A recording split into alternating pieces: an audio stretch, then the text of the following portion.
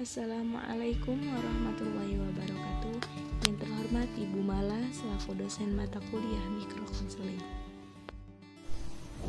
Assalamualaikum warahmatullahi wabarakatuh.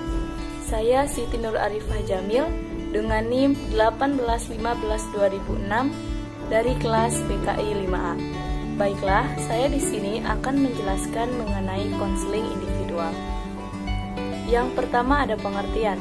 Pengertian konseling individual adalah suatu proses pemberian bantuan dengan cara tatap muka atau wawancara yang dilakukan oleh seorang ahli atau disebut dengan konselor yang bertujuan untuk membantu seseorang yang sedang mengalami suatu masalah atau klien.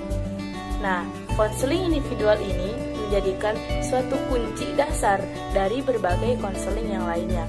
Karena ketika kita bisa menguasai konseling individual ini, maka akan sangat dengan mudah kita dapat menguasai berbagai konseling yang lainnya. Yang kedua, ada tujuan konseling individual. Tujuan konseling individual ini yang pertama untuk membantu klien dalam menyelesaikan masalahnya. Yang kedua, membantu klien untuk menghilangkan pemikiran-pemikiran negatif yang ada pada dirinya sendiri. Yang ketiga, untuk membantu perubahan perilaku klien menuju yang lebih baik. Selanjutnya, kita masuk ke tahapan-tahapan konseling individual. Yang pertama, tahapan awal konseling. Tahapan awal konseling ini dimulai sejak klien bertemu dengan konselor dan menjalankan suatu proses konseling sampai konselor menemukan titik masalahnya. Adapun beberapa yang harus dilakukan oleh konselor, yang pertama itu konselor harus membangun konseling dengan baik antara klien dan konselor. Yang kedua, konselor mengidentifikasi suatu masalah atau memperjelas suatu masalah yang dialami oleh klien. Yang ketiga itu konselor menjelaskan jenis bantuan seperti apa yang akan diberikan oleh konselor kepada klien. Dan yang keempat, membuat janji atau kontrak persetujuan antara klien dan konseling. Yang kedua, ada tahapan pertengahan. Nah, ada beberapa yang harus dilakukan dalam tahapan pertengahan ini. Yang pertama yaitu menjelajahi suatu masalah. Konselor juga harus dapat melihat keterbukaan daripada klien. Yang kedua, konselor harus mampu memelihara atau mempertahankan proses konseling dengan baik. Yang ketiga, klien merasa senang atas keterlibatannya dalam proses konseling. Yang keempat, konselor mampu meningkatkan atau menerapkan teknik-teknik yang baik. Dan yang terakhir, proses berjalannya konseling harus sesuai dengan kontrak yang telah dilakukan pada tahapan awal. Yang selanjutnya yaitu tahapan terakhir, yang mana tahapan terakhir ini yaitu diantaranya konselor dan klien membuat suatu kesimpulan dari hasil konseling. Yang kedua, menyusun rencana tindakan yang harus dilakukan oleh klien dari hasil proses konseling yang telah terjadi. Yang ketiga, mengevaluasi jalan atau proses berlangsungnya konseling. Yang keempat yaitu membuat perjanjian untuk pertemuan berikutnya. Selanjutnya kita akan masuk kepada teknik-teknik konseling, yang mana dalam teknik-teknik konseling yang pertama itu ada memimpin. Teknik memimpin. Teknik memimpin yaitu teknik untuk mengarahkan klien dalam proses konseling agar dapat mencapai tujuan yang diinginkan. Selanjutnya ada teknik fokus. Nah, teknik fokus yaitu teknik untuk membantu klien memusatkan perhatian pada pokok pembicaraan. Pada umumnya dalam wawancara konseling, klien akan mengungkapkan sejumlah permasalahan yang sedang dihadapinya. Oleh karena itu, konselor seyogyanya dapat membantu klien agar dia dapat menentukan apa titik fokus masalahnya.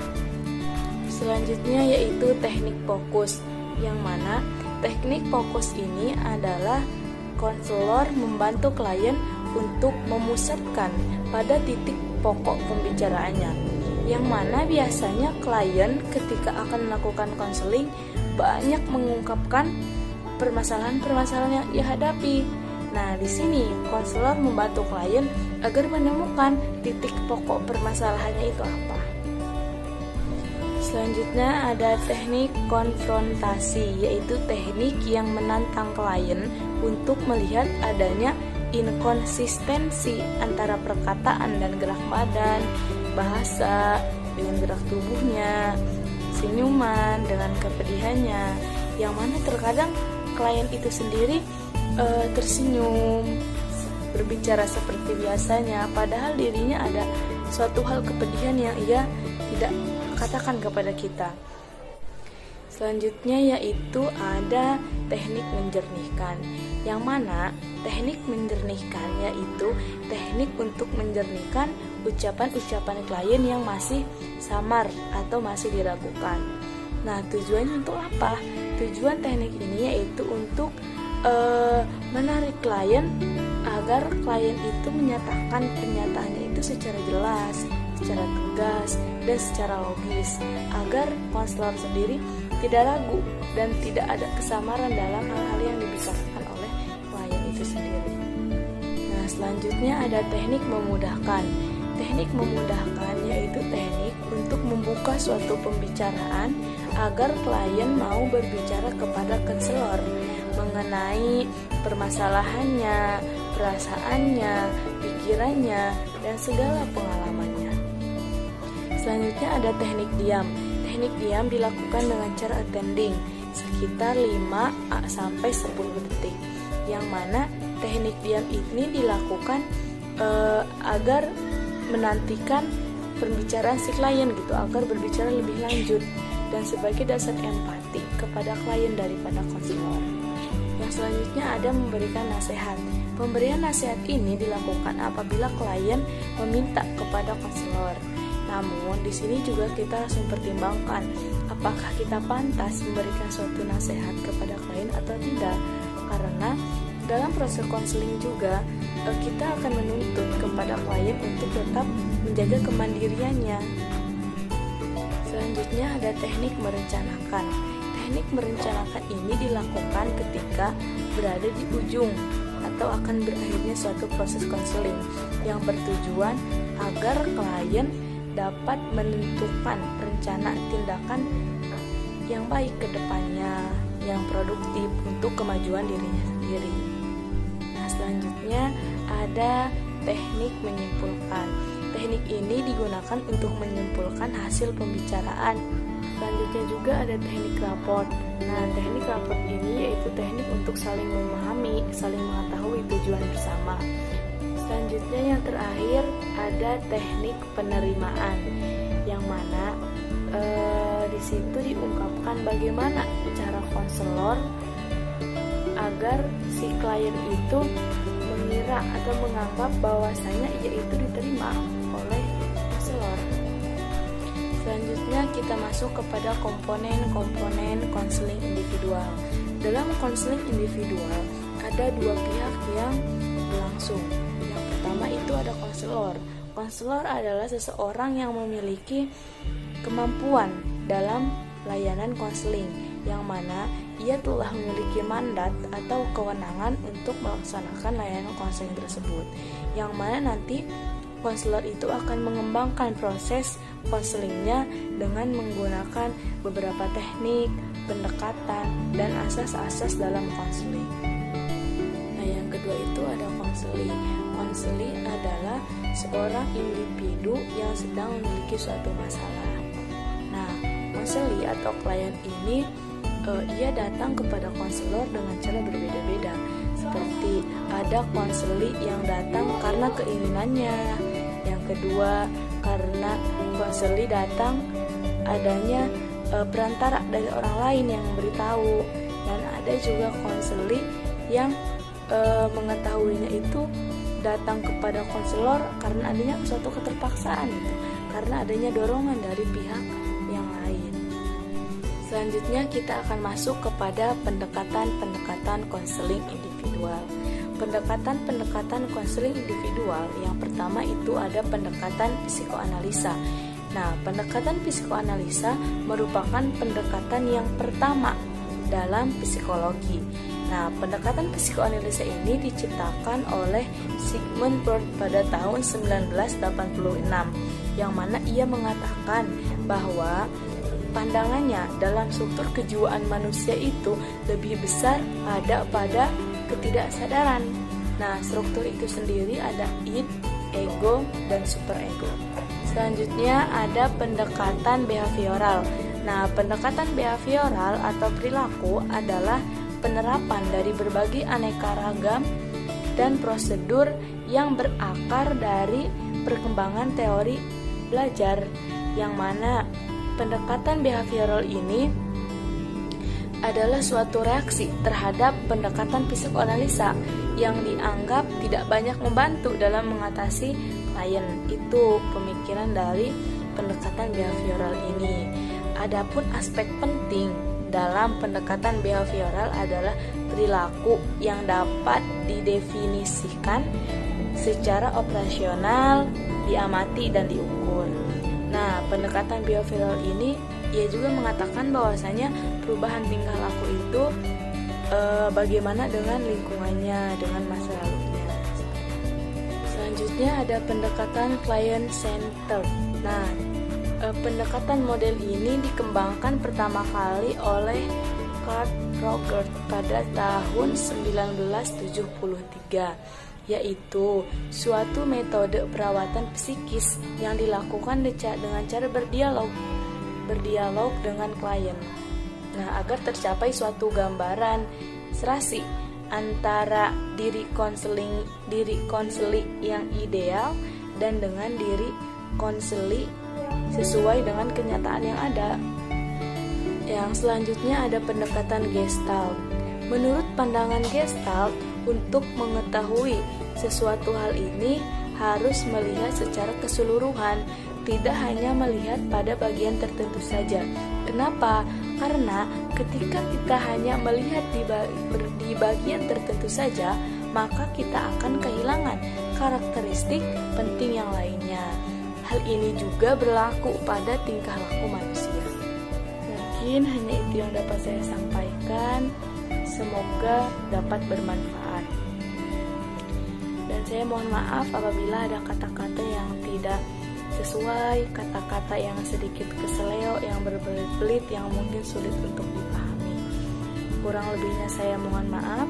Assalamualaikum warahmatullahi wabarakatuh. Assalamualaikum warahmatullahi wabarakatuh. Perkenalkan, nama saya Ruana Tamarin, NIM 1815-2007 dari jurusan Bimbingan dan Konseling Islam semester 5A Universitas Islam Negeri Sultan Maulana Hasanuddin Banten. Di sini saya akan menjelaskan mengenai konseling individual. Jadi, apa yang dimaksud dengan konseling individual? Konseling individual adalah proses pelayanan pemberian bantuan yang dilakukan baik secara verbal maupun non-verbal antara seorang profesional yang disebut dengan konselor dan seorang individu yang mengalami permasalahan untuk mengatasi masalah pribadinya yang disebut dengan konseli.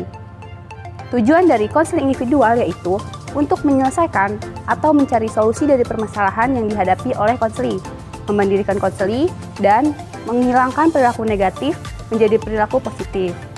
Di dalam konseling individual terdapat 3 tahapan. Tahap yang pertama disebut dengan tahap awal atau tahap pendahuluan, yang dimana seorang konselor harus menciptakan hubungan yang baik dengan konseli, agar konseli dapat lebih terbuka dan nyaman saat mengemukakan apa yang dirasakannya mengenai permasalahannya.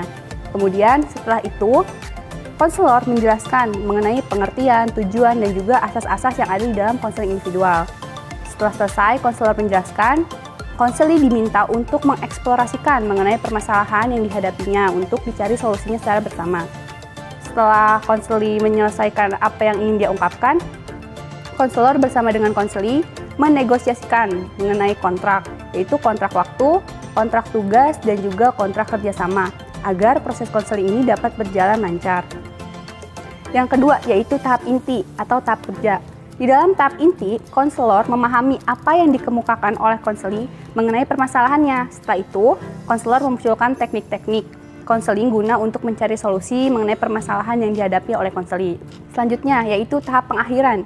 Di dalam tahap pengakhiran ini, setelah selesai konseli mengemukakan, konselor bersama dengan konseli membuat kesimpulan mengenai hasil dari proses konseling yang telah dilaksanakan, membuat rencana mengenai perubahan apa yang akan dilakukan dan tindakan yang sesuai dengan kesepakatan antara keduanya saat proses konseling sebelumnya. Kemudian, konselor segera melakukan penilaian terhadap konseli setelah melakukan proses konseling, dan konselor mengevaluasi mengenai perubahan dari konseli setelah melakukan proses konseling, mengenai perilaku konseli apakah lebih baik dan sesuai dengan planning yang ingin dia capai ke depannya. Jika belum tercapai, maka konselor dapat melakukan proses konseling selanjutnya dengan mengatur jadwal pertemuan dengan konseli. Kemudian di dalam konseling ada beberapa teknik. Yang pertama yaitu teknik raport, di mana konselor dan konseli saling memahami dan mengenal tujuan bersama. Yang selanjutnya yaitu perilaku attending.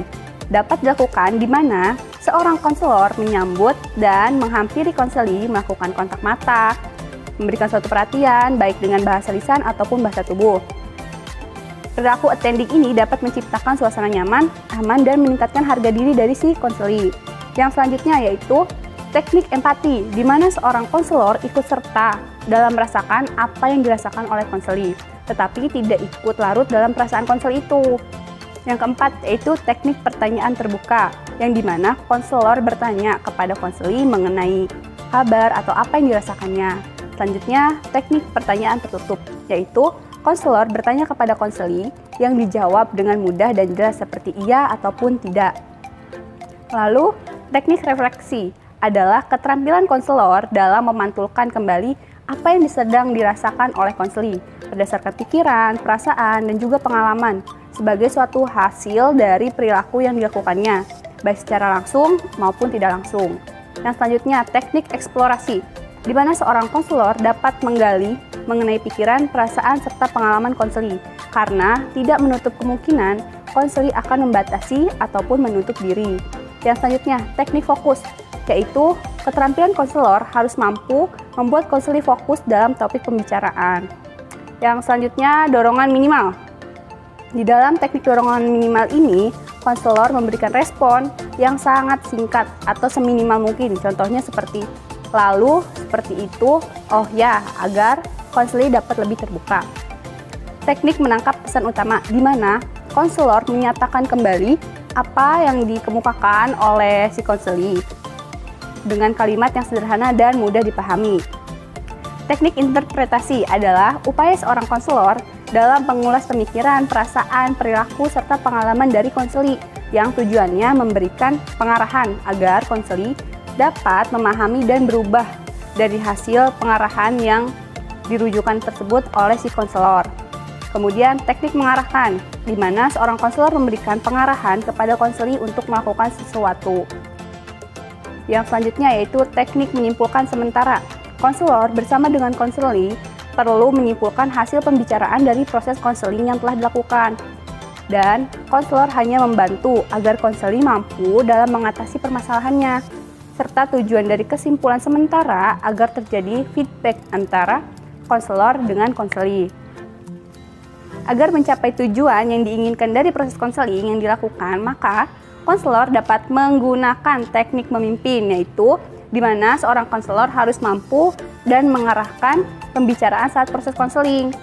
Kemudian menjernihkan atau clarifying. Konseli diminta untuk menyampaikan kembali apa yang telah dikemukakannya atau mengulang apa yang telah ia sampaikan sebelumnya. Jika yang dikemukakan oleh konseli sebelumnya kurang jelas atau samar-samar. Lalu teknik konfrontasi. Konselor menentang apa yang dikemukakan oleh konseli karena terdapat penyimpangan dari perkataan ataupun perilaku dari si konseli tersebut. Yang selanjutnya yaitu teknik diam. Teknik diam yaitu di mana seorang konselor menunggu konseli untuk berpikir sejenak. Diam bukan berarti tidak ada komunikasi, akan tetapi ada, yaitu melakukan perilaku nonverbal. Waktu yang ideal untuk diam itu sekitar 5 ataupun 10 detik. Jika lebih, maka dapat diganti dengan dorongan minimal. Pemberian nasihat dapat dilakukan, tetapi harus seminimal mungkin karena tujuan dari proses konseling ini yaitu untuk memandirikan konseli. Yang selanjutnya pemberian informasi. Dapat konselor lakukan sama seperti pemberian nasihat, yaitu tidak sepenuhnya. Jika konselor mengetahui informasi tersebut, konselor berhak berkata jujur ia mengetahuinya. Jika tidak, maka konselor pun wajib memberitahukan kepada konseli bahwa ia tidak mengetahui mengenai informasi tersebut. Perencanaan, yaitu dapat dilakukan oleh konseli bersama dengan konselor dalam merencanakan apa yang akan dilakukan oleh konseli di tahap selanjutnya, agar konseli kedepannya dapat menjadi lebih baik. Yang terakhir yaitu tahap menyimpulkan. Di akhir proses konseling ini, konselor menyimpulkan hasil dari proses konseling yang telah dilakukan mengenai bagaimana perasaan konseli setelah melakukan proses konseling, kemudian apakah kecemasan yang dirasakannya telah berkurang, serta mematangkan mengenai rencana konseli ke depannya, dan membicarakan pokok pembahasan yang akan dilakukan pada saat proses konseling di pertemuan selanjutnya jika itu diperlukan. Di dalam konseling individual terdapat 3 komponen. Komponen yang pertama yaitu konselor. Seorang konselor atau ahli yang profesional yang tugasnya itu membantu atau mencari solusi mengenai permasalahan yang dihadapi oleh konseli. Yang kedua yaitu konseli. Merupakan seorang individu yang mengalami permasalahan dan membutuhkan bantuan dari seorang konselor. Yang ketiga yaitu permasalahan. Permasalahan yang disebut dengan problem yang dihadapi oleh konseli dan merupakan inti dari proses konseling ini agar dapat diatasi. Pendekatan yang digunakan dalam konseling individual dapat menggunakan pendekatan psikoanalisis, yang dimana dengan menggunakan pendekatan psikoanalisis dapat membantu konseli dalam mengatasi kecemasan yang mengakibatkan ketegangan psikisnya. Yang kemudian yang kedua ada pendekatan Gestalt. Menggunakan pendekatan Gestalt ini dapat membantu konseli agar mampu dalam menghadapi berbagai macam tantangan maupun kenyataan yang harus dihadapinya. Yang selanjutnya yaitu pendekatan behavioristik. Pendekatan ini membantu konseli dalam menghilangkan tingkah laku maladaptif menjadi perilaku adaptif melalui proses belajar.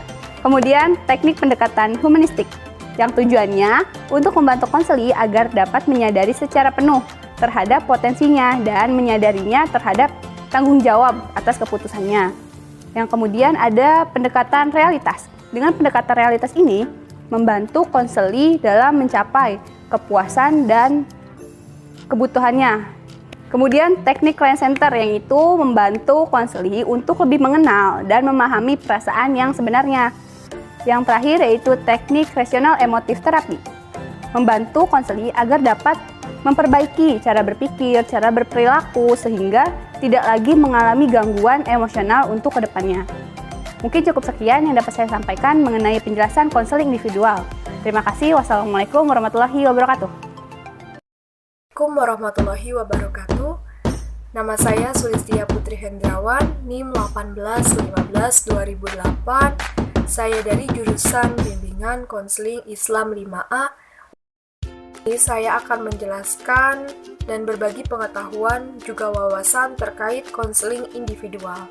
Nah, poin yang pertama yaitu tentang pengertian konseling individual. Pengertian konseling individual.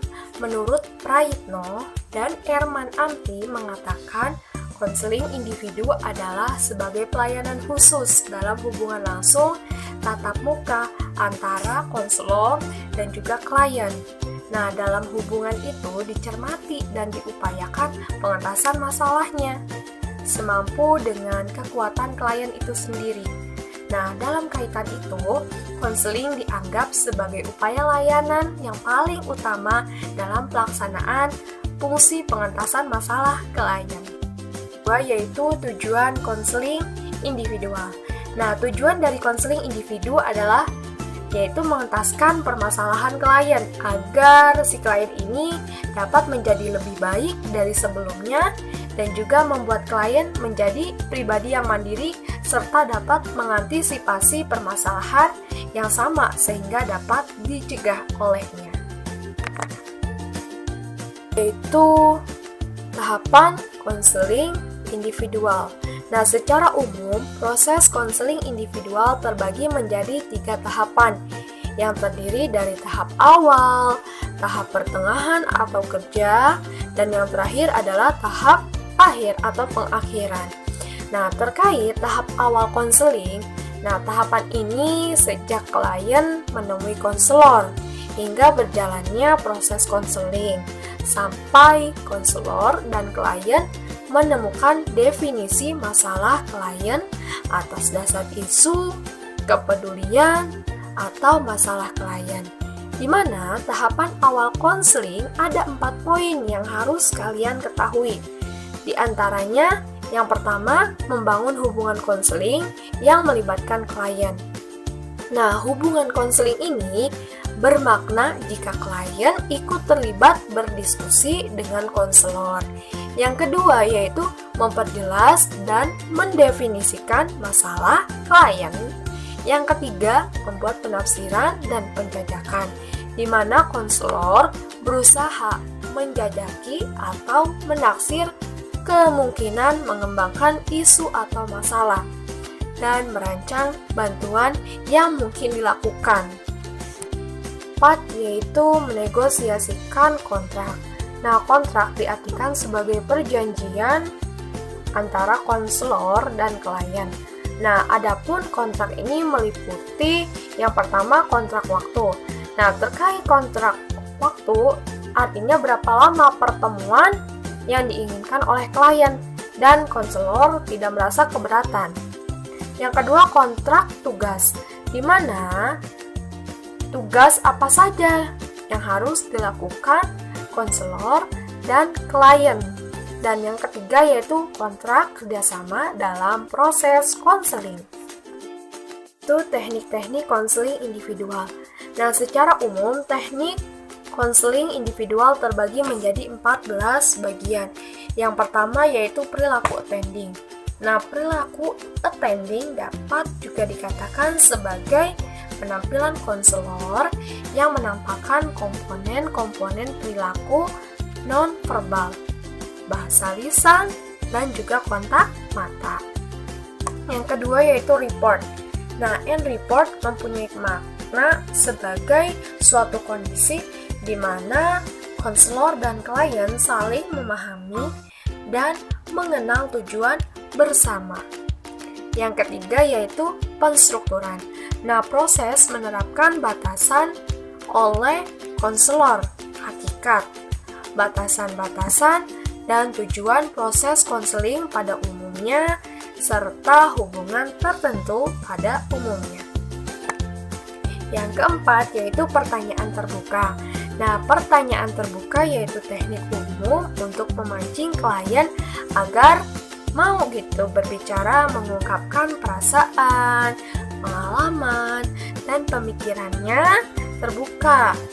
Baik dimulai dengan kata-kata, apakah, bagaimanakah, adakah, bolehkah, dan dapatkah. Yang kelima yaitu eksplorasi perasaan. Nah, eksplorasi adalah teknik untuk menggali perasaan, pengalaman, dan pikiran klien. Eksplorasi memungkinkan klien untuk bebas berbicara tanpa rasa takut, tertekan, dan terancam. Yang keenam yaitu empati. Empati adalah kemampuan konselor untuk merasakan apa yang dirasakan klien, merasa dan berpikir bersama klien dan bukan untuk atau tentang klien. Yang ketujuh yaitu dorongan minimal. Nah, suatu dorongan langsung yang singkat terhadap apa yang dikatakan klien dan memberikan dorongan singkat seperti oh, ya, terus, lalu, dan. Yang ke-8 adalah eksplorasi, yaitu teknik untuk mengulas pemikiran, perasaan, dan perilaku klien atau pengalaman klien dengan merujuk pada teori-teori, bukan pandangan subjektif konselor. Yang kedua yaitu pertanyaan tertutup. Nah, bentuk-bentuk pertanyaan yang sering dimulai dengan kata-kata apakah, adakah, dan harus dijawab oleh klien dengan kata ya atau tidak atau dengan kata-kata singkat. Yang ke-10 yaitu konfrontasi. Nah, teknik yang menantang klien untuk melihat adanya inkonsistensi antara perkataan dengan bahasa tubuh, ide awal dengan ide berikutnya, senyum dan kepedihan, dan sebagainya. Yang ke-11 yaitu pemberian informasi. Nah, dalam hal ini informasi yang diminta klien sama halnya dengan pemberian nasihat. Jika konselor tidak mengetahui atau memiliki informasi, sebaiknya dengan jujur katakan tidak. Nah, jika sebaliknya, maka sebisa mungkin dan upayakan konselor untuk bisa memberikan informasi tersebut kepada klien. 12 yaitu perencanaan. Nah, teknik ini digunakan menjelang akhir sesi konseling untuk membantu agar klien dapat membuat rencana atau tindakan perbuatan yang produktif untuk kemajuan klien. Nah, yang ke-13 yaitu menyimpulkan. Nah, bersamaan dengan berakhirnya sesi konseling, maka sebaiknya konselor dapat menyimpulkan hasil pembicaraan secara keseluruhan menyangkut tentang pikiran, perasaan klien sebelum dan setelah mengikuti proses konseling. Dan yang terakhir yaitu yang ke-14, tahapan akhir kegiatan. Nah, pada tahap ini konselor membahas kontrak dengan klien tentang waktu dan tempat klien akan melakukan kegiatan yang dilatihkannya. Konseling individual yang berikutnya. Nah, komponen konseling individual terbagi menjadi 3, diantaranya yang pertama yaitu konselor.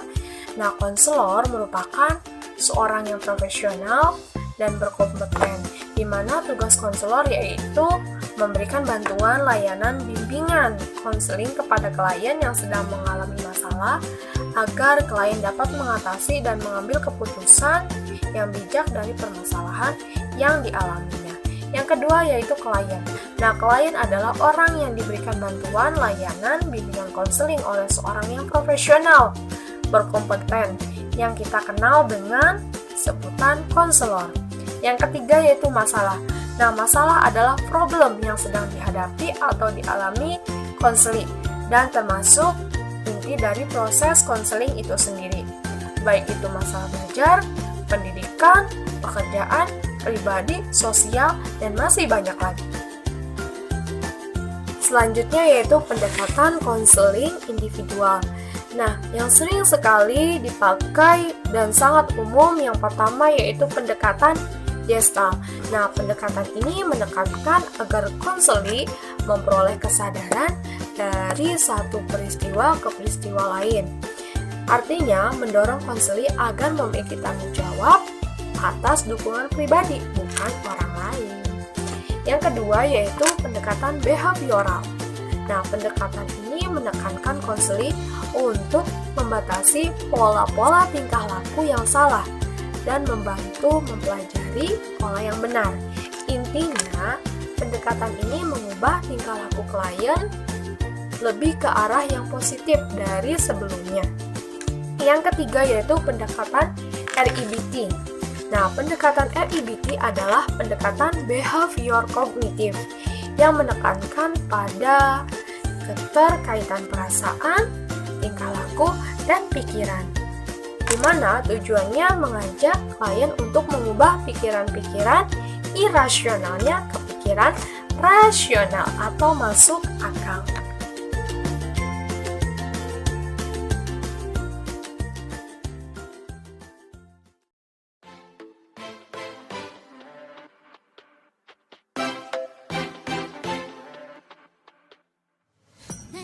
Assalamualaikum warahmatullahi wabarakatuh. Perkenalkan, saya Rizka Amelia Daroja, NIM saya 18-15-200009.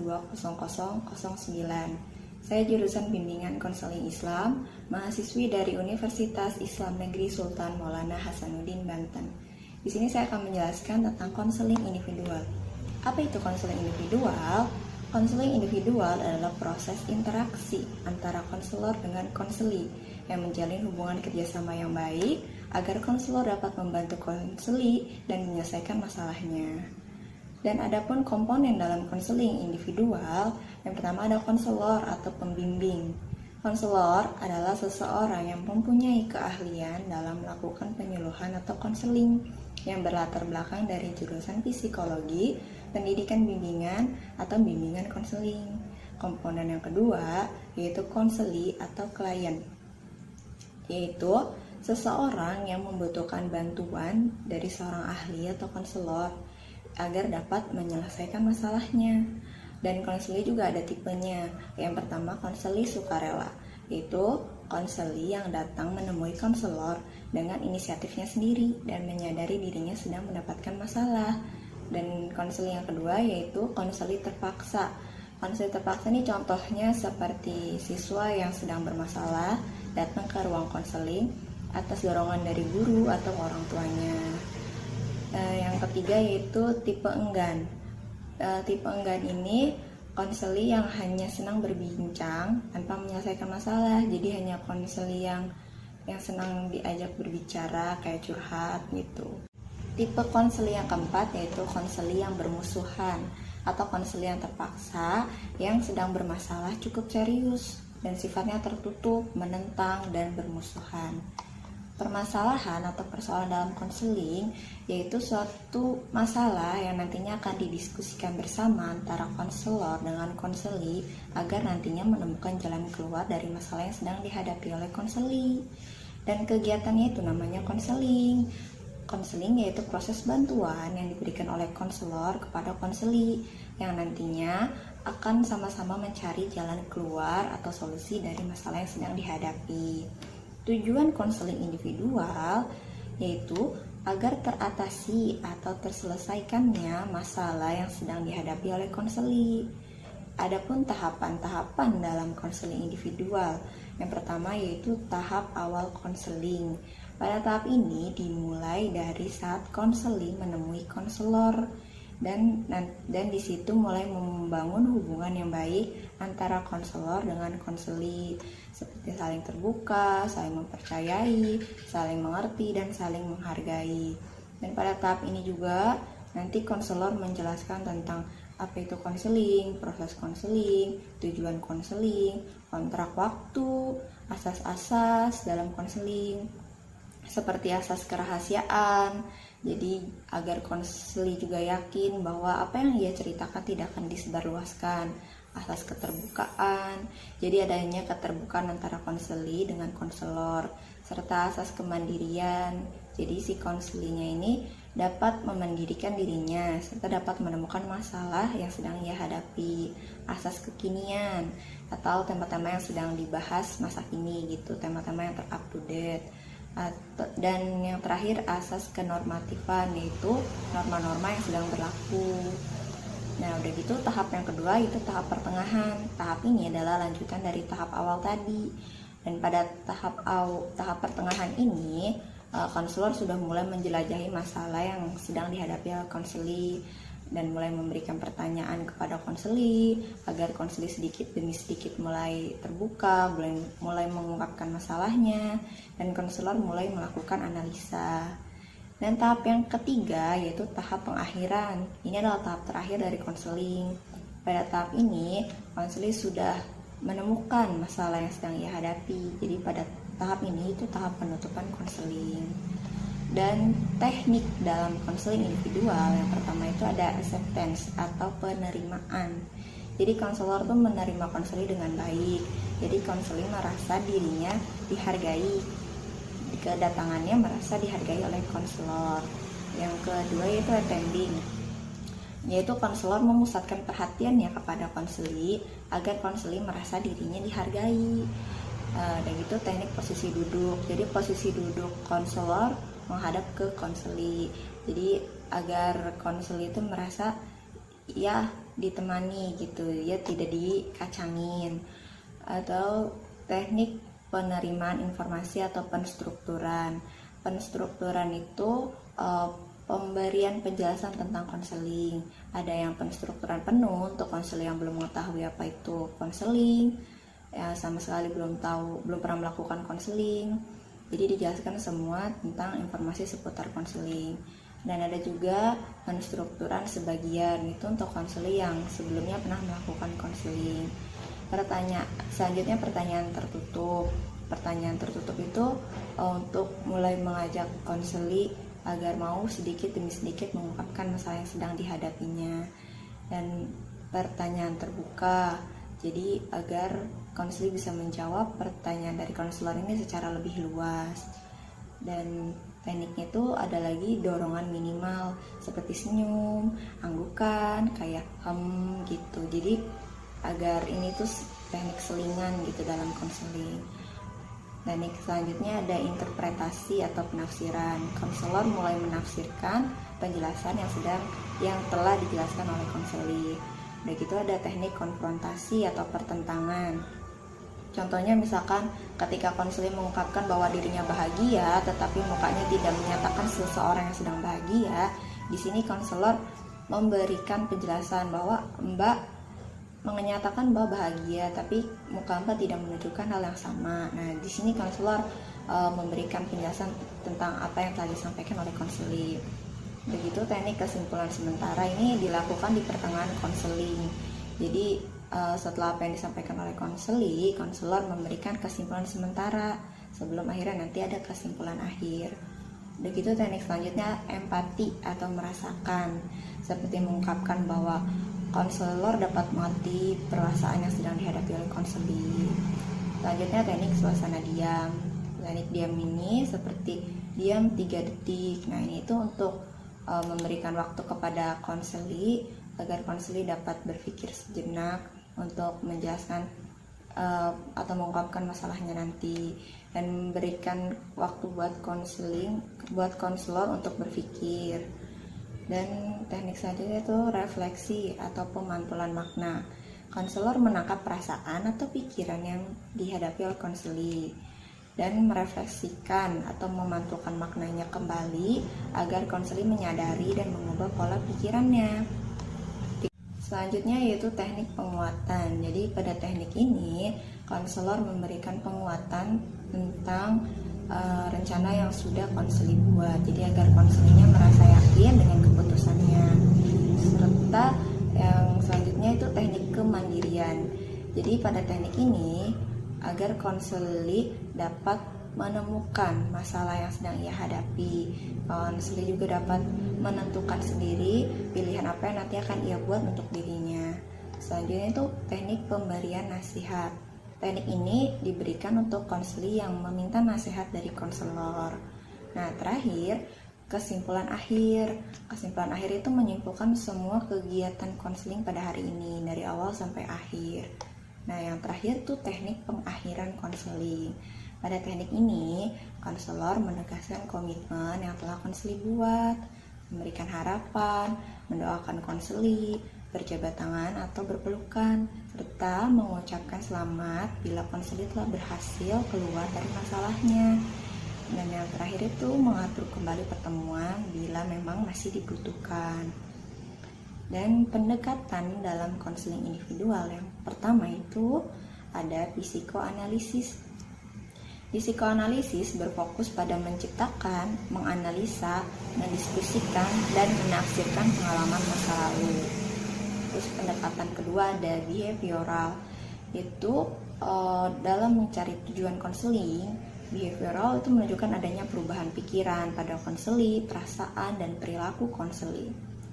Pendekatan selanjutnya ada humanistik. Jadi tujuan dari humanistik ini pada perkembangan pribadi diri konseli atau lebih menggali tentang kehidupan konseli.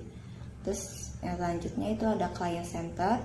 Ini difokuskan pada tanggung jawab dan kesanggupan konseli untuk menemukan cara-cara menghadapi kenyataan. Konseli dapat menemukan tingkah laku yang pantas bagi dirinya. Selanjutnya ada pendekatan Gestalt, yaitu memfokuskan diri dari pengalaman dan memadukannya dari bagian-bagian kepribadian yang terpecah di masa lalu. Selanjutnya yaitu pendekatan realitas. Pendekatan realitas ini bertujuan untuk melihat agar konseli dapat melihat pada kenyataan dan kesadaran serta konseli dapat bertanggung jawab dengan keputusannya. Yang terakhir ada brief counseling. Pada pendekatan ini terfokuskan pada solusi yang tujuannya untuk menyelesaikan masalah konseli, dan konseli sendirilah yang nanti akan memutuskan solusi apa yang sesuai untuk masalah yang sedang ia hadapi. Nah, itu tadi penjelasan konseling individual yang dapat saya sampaikan. Kurang dan lebihnya mohon maaf. Wassalamualaikum warahmatullahi wabarakatuh.